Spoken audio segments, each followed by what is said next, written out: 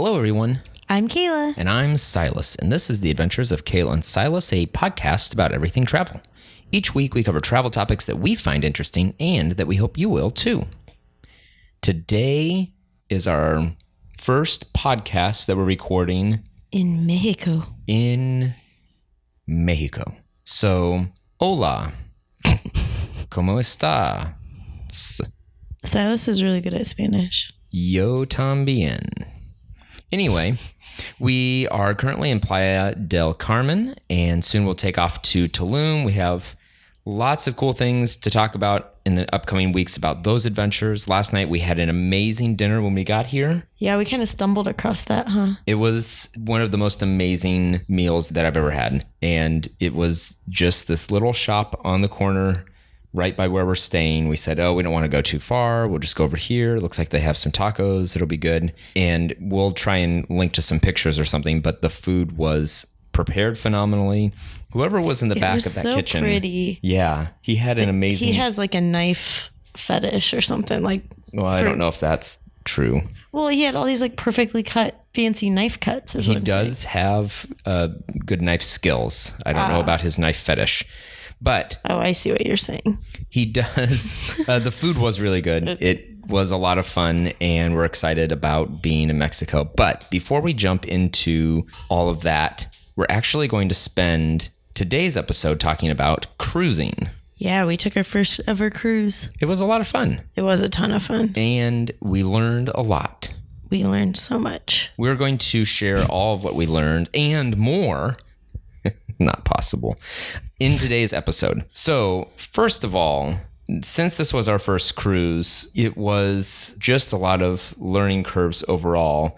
Getting ready for the cruise, I think there was an added learning curve, though, because we weren't just planning to go on the cruise. We were planning to go on the cruise and then disembark early. And then also travel for the subsequent Correct. 6 to 9 months. So, and we went with Silas's family, which was awesome. But it meant like they were thinking about packing for a week, and we were thinking about packing for 9 months. And they were thinking about packing for warm Caribbean weather and maybe some rain. Yep. And I'm thinking about packing for the mountains in Peru. Like, we just had some different kind of levels of and nuances when it came to what we were really thinking about. And so I think for them, they were probably thinking, gosh, like Kayla and Silas have their heads up in the clouds. Like they're not paying attention to the details for the cruise, which was sort of true because we had so many other things to think about. And the cruise just seemed like, oh yeah, that's just the cruise. That'll be easy. But what we came to find out is cruises actually work a lot differently than other types of travel. And so there were a lot of things we wish we would have known beforehand. And I just didn't have the time to do the research that I probably would have done had this been a week-long vacation focus from, our normal 9 to 5 kind of job. And so I was working today on compiling a list of first-time cruise tips. And so I'm sure that will be a blog post that I send out here in the next week or two. And Silas can link to it. Yeah, if it's not live before the podcast, then it will be live afterward, and we'll link to it whenever it's live. So... Because, we learned a lot, and it is different, than just flying somewhere. And there are different expectations with ports than there are with airports and things like that. So it was a lot of fun to learn. And Yep. So to talk about what we did while we were on the cruise, we kind of broke it up into different categories: family fun, dinner, activities, excursions, and port days. We're kind of lumped those two together. So we'll start with hanging out with family. We did a lot of things just relaxing, and we were hanging out by the pool a lot of times and soaking in the sun, different places.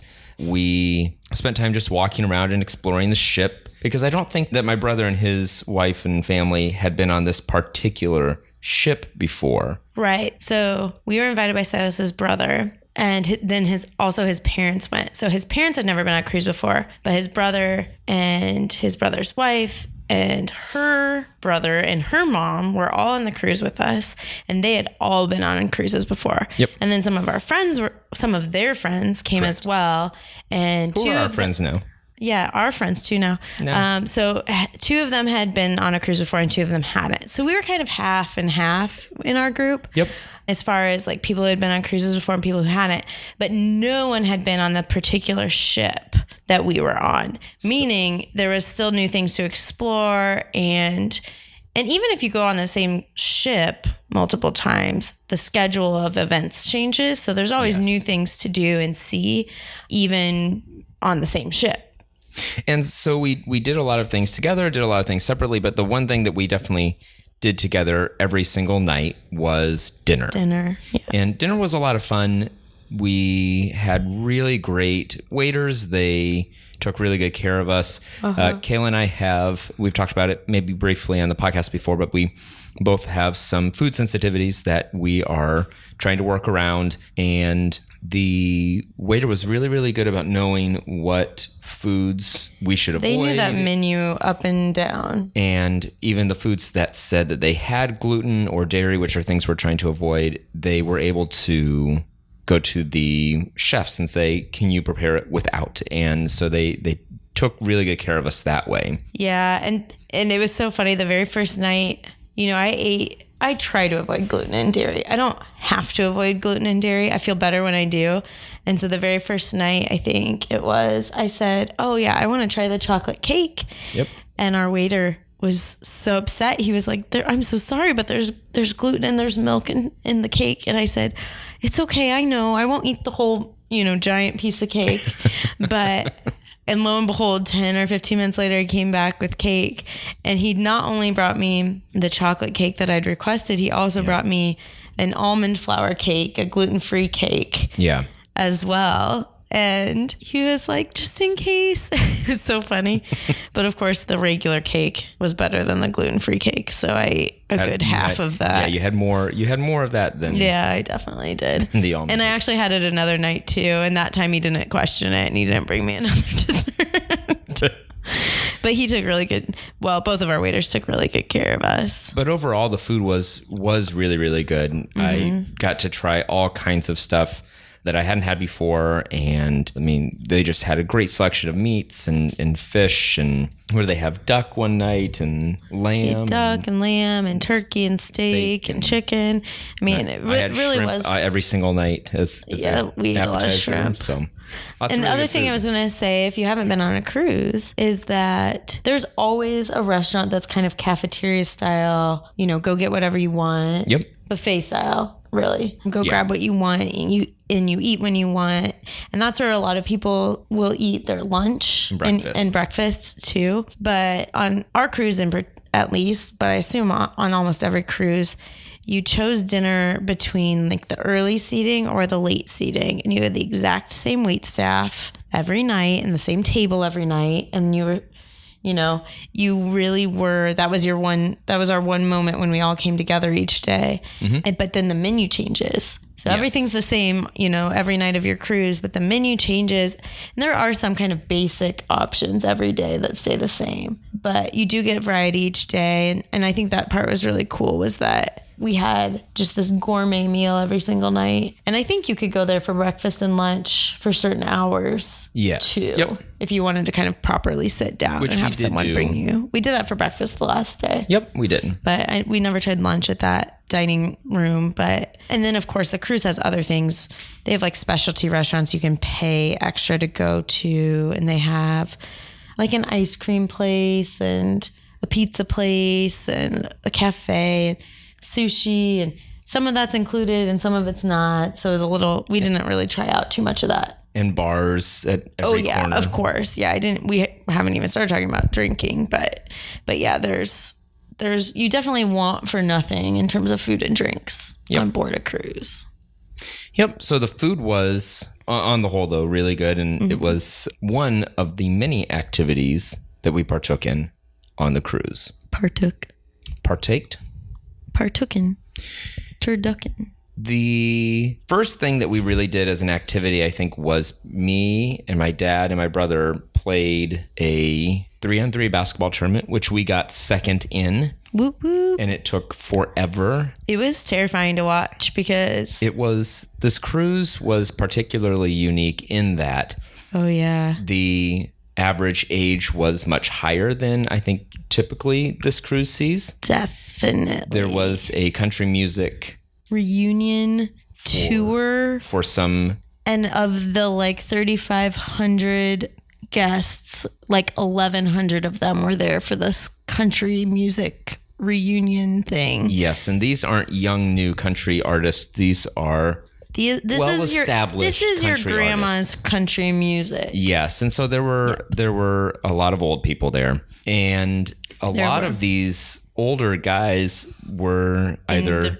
basketball. Really into basketball. I saw a lot of these older guys who were either had a lot of liquid courage or just thought that they weren't 70 years old and were trying a lot of things that maybe they were pushing themselves a little too hard, but I didn't see any mishaps or anything, so they were fine. However, when we were playing basketball, it was scary at times. Well, even you guys, it was Thanks, like Kayla. They played.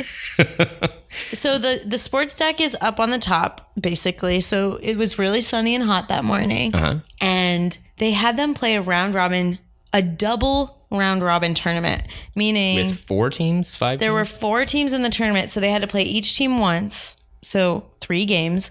And then they had to play each team again a second time. 3 more games. So they played 6 games, and they were short games. It didn't matter though, because you were playing just the 3 of you for 5 straight minutes. Yes. And then without a break in between, because they played half court. Yes. So, because we did a volleyball tournament the next day, and we got a game off in between games. Yeah, there was no time off, and it was 30 minutes of basketball, and that is the most running that I've probably done in the last 3 years. No, I guess I did a half marathon this last year.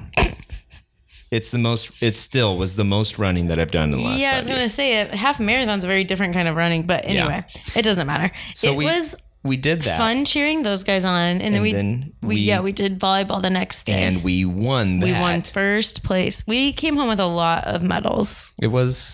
We'll just leave it right there. It felt like the Olympics. It did feel like the Olympics, but there was tons of stuff to do. Yeah, besides competitions, there was just lots of fun things. I mean, the basketball courts were open all day, basically. You could go grab a ball whenever and just kind of shoot around. There was a rock wall. We played mini golf. There was this thing that they called a flow rider. It's like simulated surfing. And so there's just water jets shooting water up this slope. And you hop on. I did a knee board rather than an actual surfboard, but you could surf. You could do the knee board. I never saw anyone surf. I don't know if they were letting anyone. I don't know what was going on there. Maybe if you went for like the safety training demonstration thing, maybe they would let you do more fancy stuff.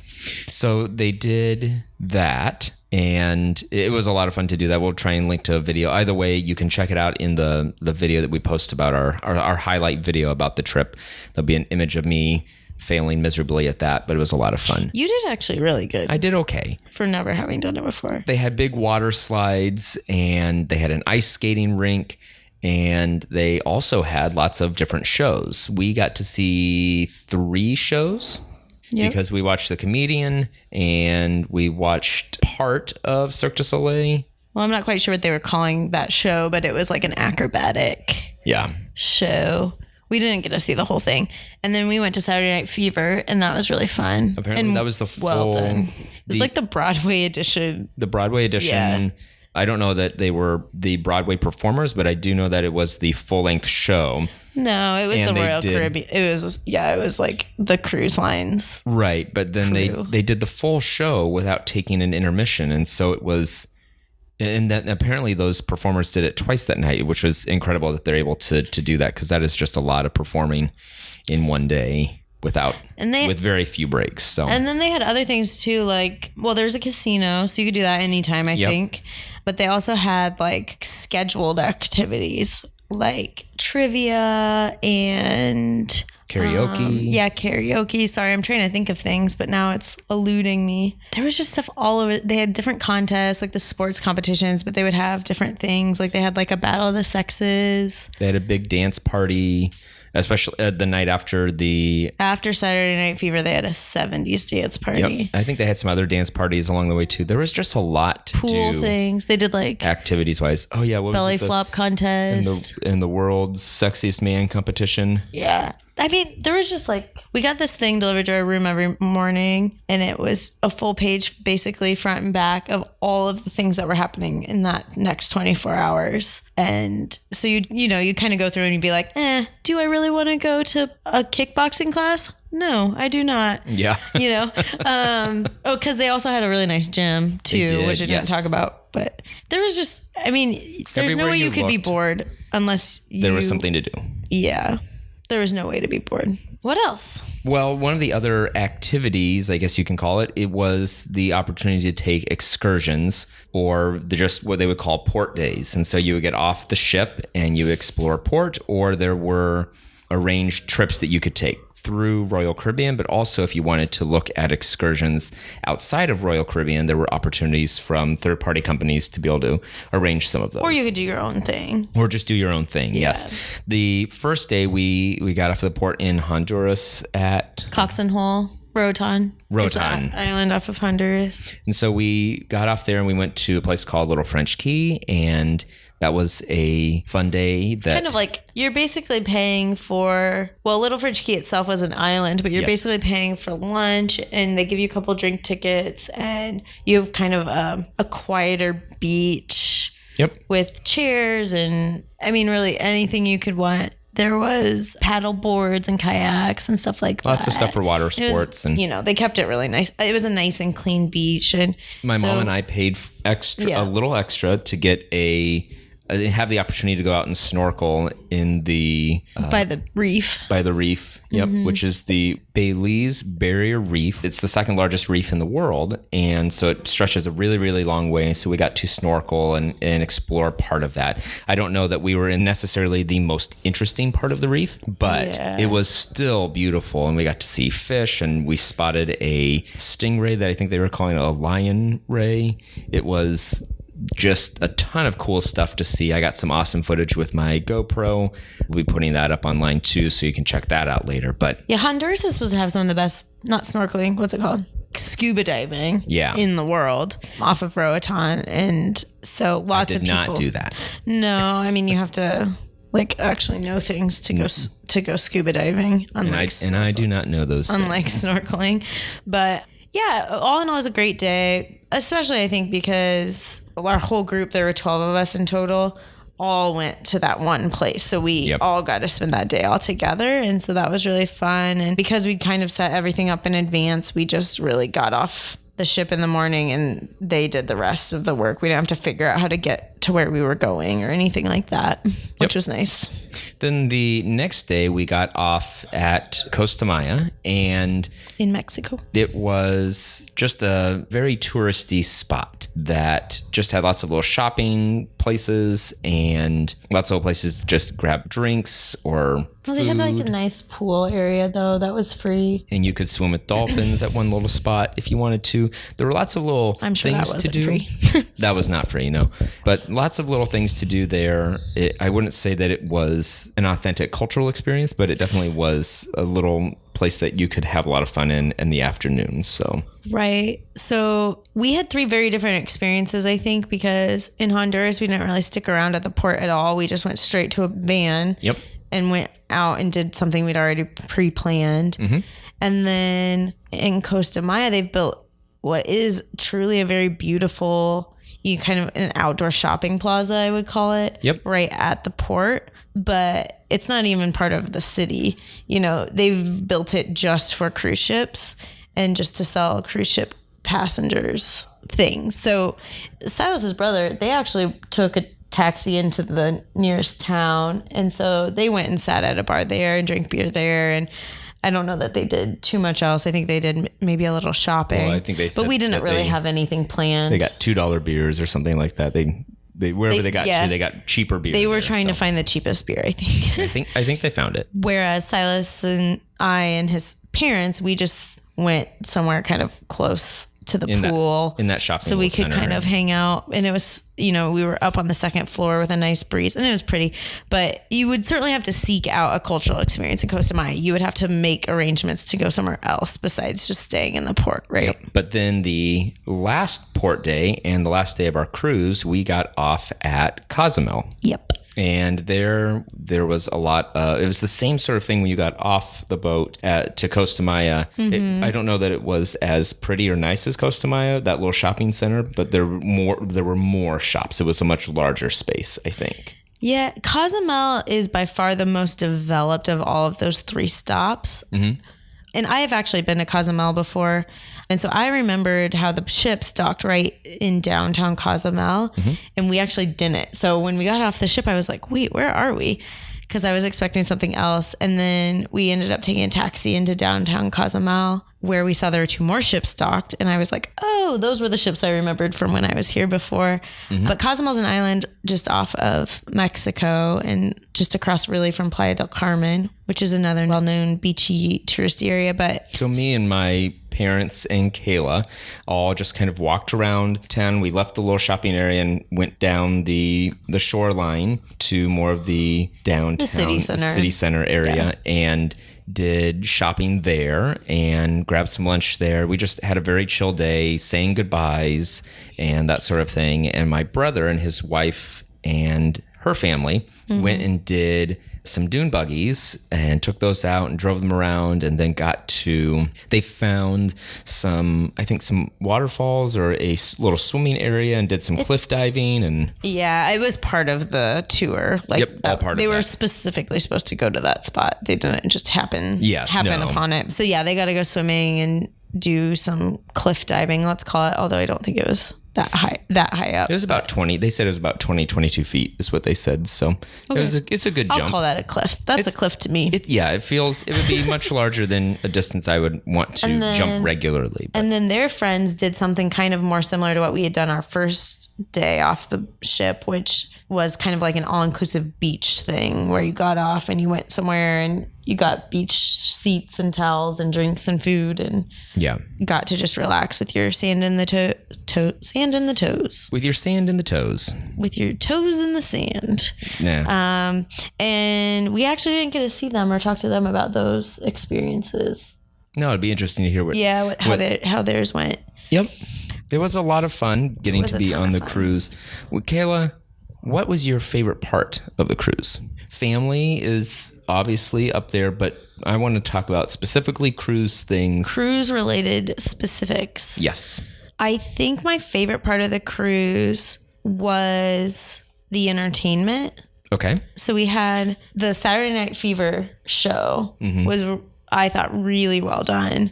I don't know that the cast are like Broadway level singers and dancers, but they were really talented. Very talented, yes. And just the set and the complexity of everything they did, and the music was really good, and the fact that they were able to do it while the ship was rocking back and forth and to and fro. It was I was very impressed with that. Yeah, and I assume this is going to be your favorite part of the cruise, but we also made friends with the pub entertainment. So there was a guy who would play in the pub each night, just like acoustic guitar. And that was really fun to go each night to have a drink. Did I steal yours? Are you sad? So my favorite part was actually the pub entertainment. This guy, he would sing songs with his guitar. Ross was his name. Ross, if you end up listening to this, hi, and thanks for entertaining us all week. It was a lot of fun because we got to sing along, and it was a very intimate. I mean, a lot of the places were very large on the ship, and a lot of people were there, but the pub was more of a smaller space, and it was usually just our group in there. Well, it was our group, and then there were a couple other smaller groups that came pretty much every night. So, and then a couple of times, 5 days in, we were all best friends in the pub. And then each night he gave me the opportunity to play my own mini set. My brother was like, Silas, you play guitar. Go grab his guitar and play. And I said, no, I shouldn't just grab his guitar. And they're like, well, you have to ask him. And so I said, hey, is it all right if I play a few songs? And he said, wow, this usually doesn't happen until the 4th or 5th night of the cruise, but we're only a couple hours into night 1 and you're already here to play. But he was a really good sport about it. Let me play a few songs, and it was just a lot of fun every night. It was. And he was laughing, I think, because he's like, man, they pay me to come on here and play guitar, and someone every cruise wants to play for me. So yeah, sure. that's fine. You play and I'll like a proper Scottish person. He was like, yeah, sure. Go ahead. I'll get paid while you do work for me. But I guess, Kayla, what is one tip that you would have for someone going on a cruise who has never been on one before? So you've never been on a cruise before, and you just recently were, and you have that new experience fresh in your mind. What would you tell somebody? Like a number one tip? Or you could do your number 3 if you don't want to reveal the number 1 tip today. Well, I don't know that I can arrange them in order, but I was thinking a lot about this earlier because I learned a lot, and there's so much to think about that's kind of different. I guess the biggest thing that's coming to my head right at this exact moment is I was really confused about this before the cruise, because we actually got off the cruise 2 days early in Cozumel, which is not a normal thing to do, and required some extra planning and coordination with the cruise line ahead of time. But I remember I called them because we weren't sure how many kind of fancy nights we were going to be on the ship for. Sure. We weren't bringing fancy clothes with us on our longer trip. So we kind of packed a separate little bag just for the cruise that Silas's parents were kind enough to take back for us to the Midwest. And I remember I called and I was like, hey, when's the formal night? So we could figure out whether we were going to be there for 1 formal night or 2. And they were kind of hesitant to tell me anything in detail. And they're like, yeah, usually it's this night and that night, but sometimes it's not. And I was like, this is so weird that they're not giving me these exact details, because it seems like it's something that would pretty much be the same from cruise to cruise. And so one of the things I didn't know, but makes more sense to me now, is that literally every day you get this thing delivered to your door with all of the activities for the next 24 hours. And on top of that, there were these huge touchscreen devices, probably 4 or 5 of them on every deck, always by the elevators and the stairs. And you could stop at any of those and you could just click on what's there to do on the ship right now. And it would come up with all of the things, in the next few hours that were scheduled on the ship. And you could look to see the hours for things like the gym or the rock climbing wall or ice skating rink. And so I think if I had better understood kind of how they do their scheduling, I would have not been so concerned about it. And the other piece to that we didn't realize was, of course, that we had this huge group with all this country music reunion, whatever thing going on. Yep. And they were such a big group that we didn't realize this until we talked to someone who's been on a ton of cruises, but that group actually affects the schedule, the daily schedule for the ship.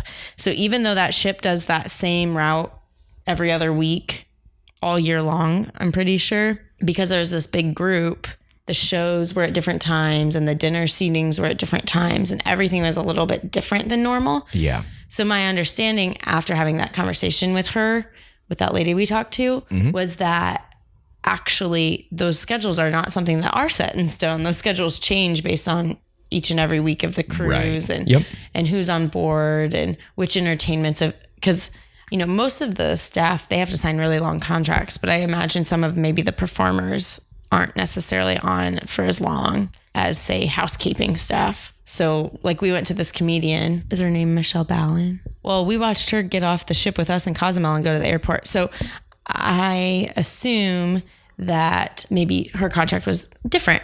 I don't know. Bala. 1L.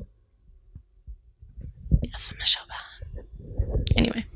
I just looked it up, and Kayla, actually, it's Michelle Ballin. Well, I'm just trying to make the point that I think maybe some of the entertainment might change more frequently because, I don't know, maybe she has a 6-month contract, but it's possible that those things change out. Very possible indeed. What was one tip that I would give? Good question, Kayla. Would you like me to ask you? Okay, fine. Silas, what is a tip you would share? Well, since you asked, I would say that a tip I would share is examining the drink packages. This was something that Kayla and I went back and forth about several different times because we weren't sure if we were going to meet the number of drinks required to pay for the drink package. So what they will do while you're on the ship is they will charge you for each drink individually if you haven't paid for a package up front. But if you pay for a package, then your drinks are unlimited and are paid for the rest of the cruise. So if you could do want to have 15 drinks every single day, it doesn't cost you any more than the package you already paid for. Right. But we weren't sure if we were going to be able to meet. I think it was 4 drinks a day Per person. Ish. Because I was afraid we were going to get on and it was going to be like $15 for a strawberry daiquiri or whatever we wanted to drink. And it just wasn't that way. Most of the drinks we bought were $7 or $8, I would say. Good point, Silas. What are you talking about? Oh, this is my tip. You're just taking over from me. I was just doing the math for you really quick. It's a great tip, Silas. I appreciate it. Shut up. All right. You do the math, man.